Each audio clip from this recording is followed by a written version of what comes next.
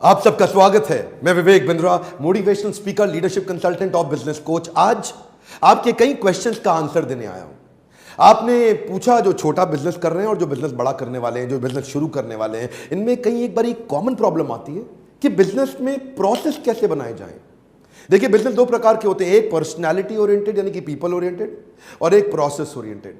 जो personality oriented है, मतलब लल्लू लाल गुलाब जामुन वाला, लल्लू लाल है तो गुलाब जामुन बढ़िया बनेगा, लल्लू लाल नहीं है तो गुलाब जामुन बढ़िया नहीं बनेगा।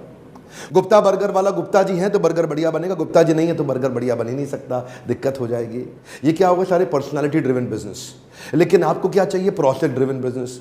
मैकडोनल्ड्स क्या बना? Process driven business. वहां पे रोनाल्ड मैकडोनल्ड को कोई नहीं जानता, वहां उनको कोई नहीं जानता जिन्होंने एक्चुअली शुरू किया था। देखिए, मकसद तो ये है, या तो आप दुबई में बैठ के बीच पे लेमोनेड पिए, पीछे आपका बिजनेस बढ़ता रहे, या वृंदावन में जाकर के भगवान का नाम लें, हरे कृष्णा जप करें और पीछे आपका बिजनेस अपने आप बढ़ता रहे। ऐसा कैसे हो? ये तभी होगा जब आपके बिजनेस में हर डिपार्टमेंट के अंदर एसओपीज बन जाएं। ये एसओपी क्या बला है? ये एसओपी होता है स्टैंडर्ड ऑपरेटिंग प्रोसीजर। देखिए, अपने बिजनेस को पर्सनालिटी ड्रिवन बिजनेस से प्रोसेस ड्रिवन बिजनेस बनाने के लिए एसओपीज बनाने चाहिए।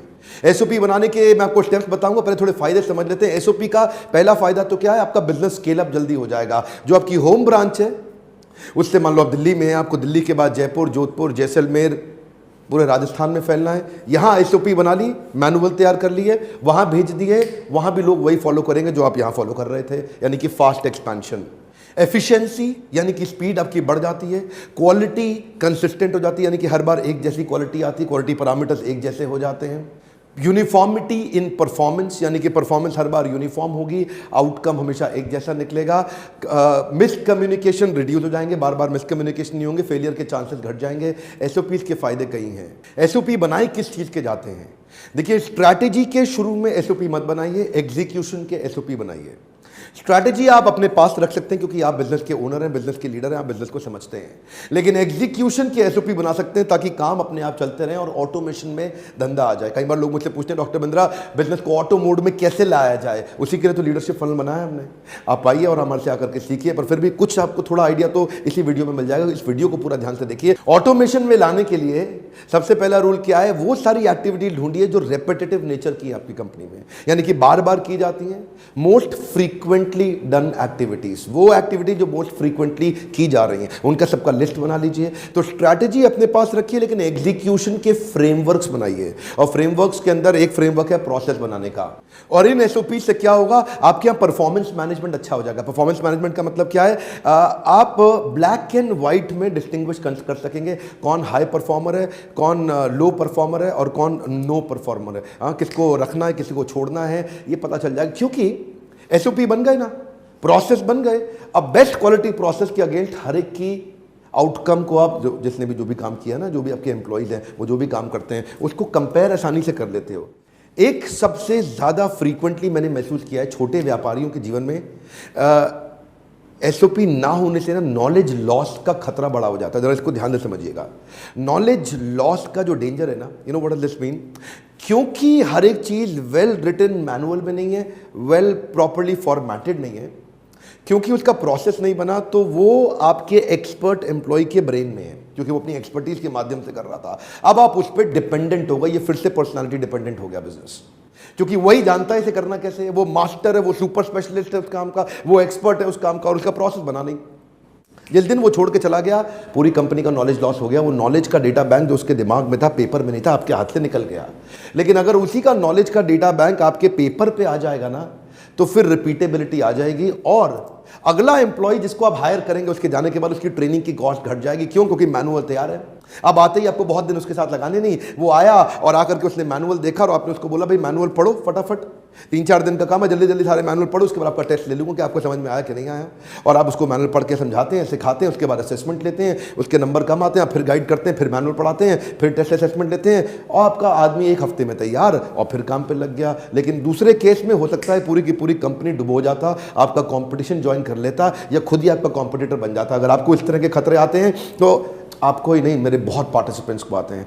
देखिए शुरू में ना बिजनेस को समझने में मुझे टाइम लगा करता था कई साल पहले, लेकिन आज तो आप मुझे कोई भी बिजनेस दे दो, मैं देखते ही देखते बता दूंगा कि इसमें क्या गड़बड़ है, क्या समस्या, क्या ठीक चल रही है, क्या गलत चल रही है। मैंने इस समय कई लॉस मेकिंग कंपनीज को प्रॉफिट मेकिंग बनाया, क्योंकि इतनी एक्सपर्टीज हो गई ना, रोजाना हम कई बिजनेस को हैंडल कर रहे हैं। तो ये लीडरशिप फनल को हमने बनाया ही इसलिए है ताकि हम आपके प्रोसेस बनाने में आपकी मदद कर सकें। बहरहाल कुछ स्टेप्स सुनिए कि प्रोसेस बनाए कैसे जाए। आपके मन में तो आ रहा होगा यार प्रोसेस बनाना है, लेकिन ये तो बताया नहीं बनाना कैसे है। तो मैं कुछ स्टेप्स देता हूं आपको, रेडीमेड स्टेप्स दे रहा हूं। प्रोसेस बनाने का पहला स्टेप क्या है कि identify the problem for which you need the process.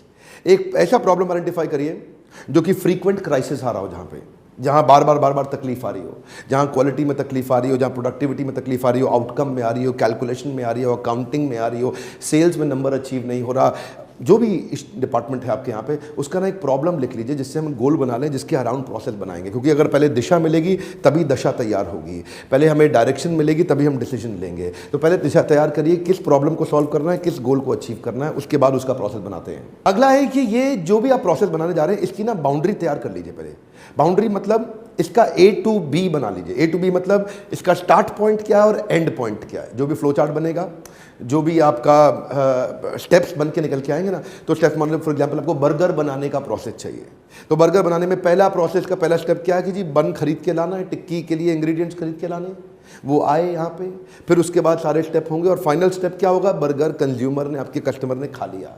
अब इसके बीच में क्या स्टेप थे, वो बढ़िया बर्गर बनाने के लिए कैसे टिक्की लगानी, कैसे बन लगाना, कितना गर्म करना है, कितनी चटनी लगानी, कितना मिर्च लगाना है, कितना मसाला, जो भी लगाना है वो सब उसके बीच में आएगा। लेकिन पहले A और B यानी कि फर्स्ट स्टेप और लास्ट स्टेप लिख लीजिए। पहले क्या लिखा था हमने, प्रॉब्लम, गोल क्या है। सेकंड स्टेप हम क्या बता रहे हैं, A और B यानी कि फर्स्ट और आखिरी स्टेप लिख लीजिए।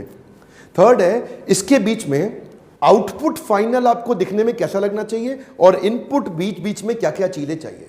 यानी कि आप बीच में आप सारे एक्शनेबल्स क्या क्या हो सकते हैं, वो इनपुट क्या है और फाइनल आउटकम क्या चाहिए। तो जो इनपुट और आउटपुट है उसको भी एक दफा आप लिखना शुरू करिए। अगले स्टेप में अपनी टीम के साथ बैठ के ब्रेनस्टॉर्म करिए कि क्या क्या सारी की सारी जितनी भी प्रकार की एक्टिविटीज है उनको लिख लीजिए।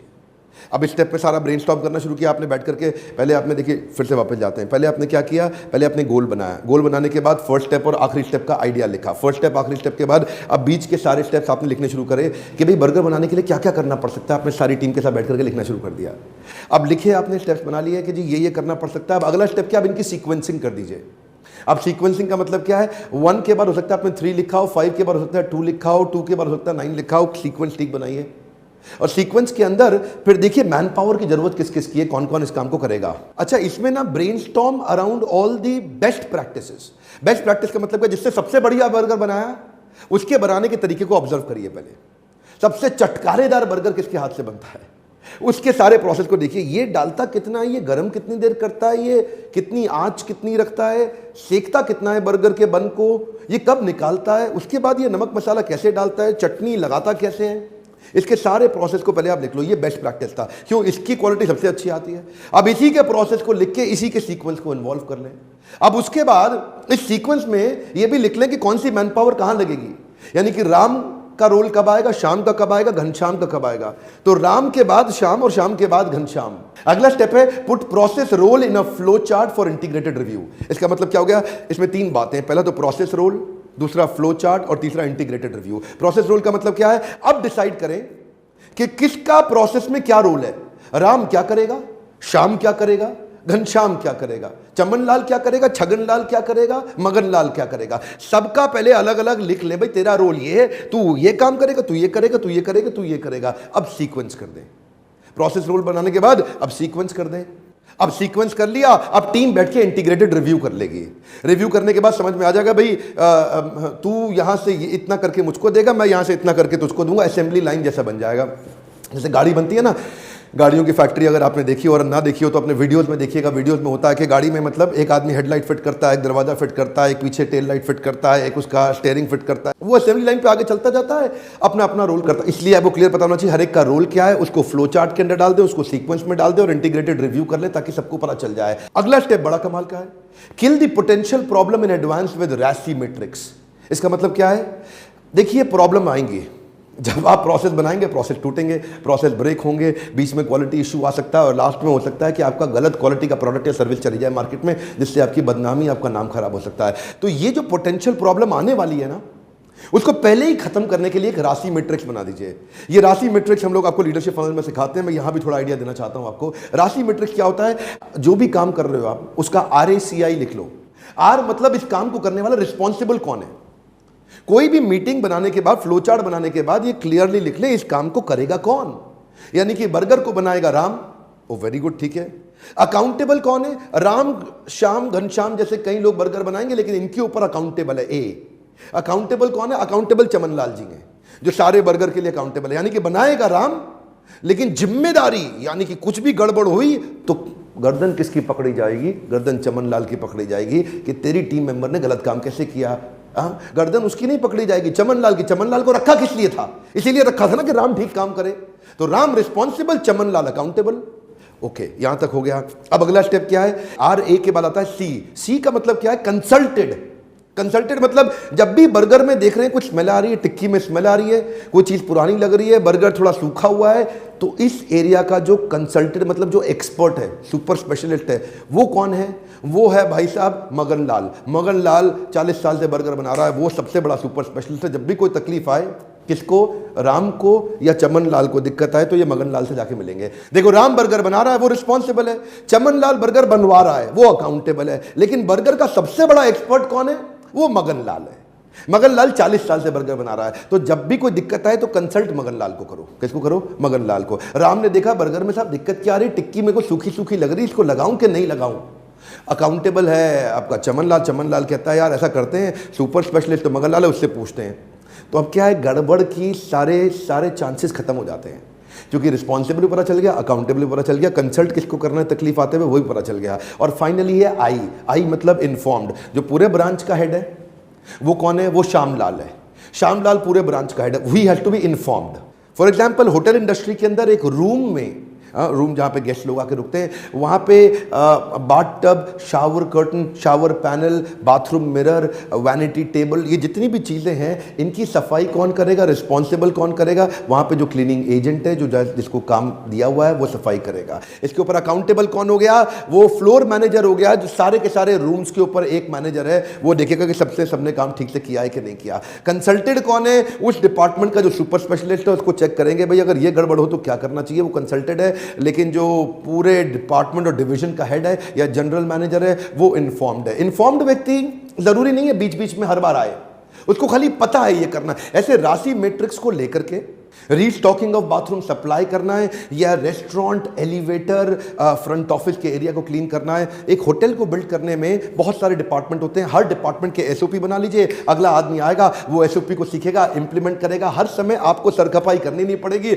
हर समय आपको मेहनत करनी नहीं पड़ेगी। अभी तो आप 15 घंटे काम करते हैं, 12 घंटे काम करते हैं। एक्चुअली आप बड़े मेहनती व्यक्ति हैं, आप वीडियो ध्यान से देख रहे हैं ना, सीखना चाहते हैं, आप मेहनती बहुत हैं, हार्ड वर्किंग बहुत हैं। लेकिन मैं आपको वो तरीके, वो टैक्टिक सिखाना चाहता हूं जिससे आपको काम नहीं करना, आप स्ट्रैटेजी पे काम करेंगे, लोग आपके साथ एग्जीक्यूट करेंगे, बिजनेस तेजी के साथ बढ़ता जाएगा। ये I do, we do, you do model क्या है? पहले मैं करके दिखाता हूं अपने जूनियर को, देखो भाई मेरे जूनियर आई डू, देखो भाई मेरे जूनियर आई डू। उसके बाद चलो अब दोनों इकट्ठे करेंगे, वी डू, चलो अब दोनों इकट्ठे मिलकर करते हैं, वी डू। उसके बाद क्या है? यू डू, अब आप करो मैं देखूंगा आपको, यू डू। अब आप सीख गए हो, अब खुद ही करके दिखाओ मुझे, यू डू।